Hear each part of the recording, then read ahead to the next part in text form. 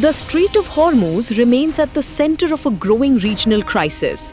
Iran's Revolutionary Guards say the crucial waterway will not reopen until the United States accepts Tehran's demands, including compensation for war damage. The development comes as attacks on vessels continue to disrupt traffic through one of the world's most important energy routes.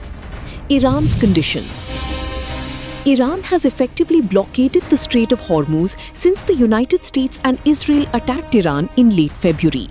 On Sunday, August 9th, Iran's Revolutionary Guard said their strategy was to keep the strait shut until the enemy accepts all our conditions. Iranian Security Chief Mohammad Bagher Zolghadar had outlined the conditions a day earlier. They include an end to what Tehran calls the war and aggression against Iran and its allies in Lebanon, Palestine, Yemen and Iraq. Tehran is also demanding the lifting of a US counter-blockade on Iranian ports, an end to sanctions, the release of frozen Iranian assets and compensation for wartime damage. Iran also wants to impose tolls on ships using its preferred route through the strait. Foreign Minister Abbas Araghchi said Sunday that Iran is not negotiating directly with the United States. He said the two sides are only exchanging messages through intermediaries. Attacks raise tensions.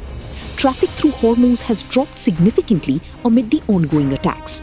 On Saturday, August 8th, the United Arab Emirates accused Iran of striking a tanker belonging to its national oil company while it was transiting the strait. Later that day, the UK Maritime Trade Operations, or UKMTO, reported that a ship had been hit by a projectile off Oman, although it was unclear whether it was the same vessel. Oman condemned repeated attacks on vessels using the Strait of Hormuz, while saying negotiations on future navigation arrangements were continuing. Under a June Iran-US memorandum, Tehran and Muscat were expected to discuss future arrangements for the strait with other Gulf countries, in line with applicable international law. With tensions rising across both the Gulf and Red Sea, the Strait of Hormuz remains a major flashpoint in the wider regional conflict.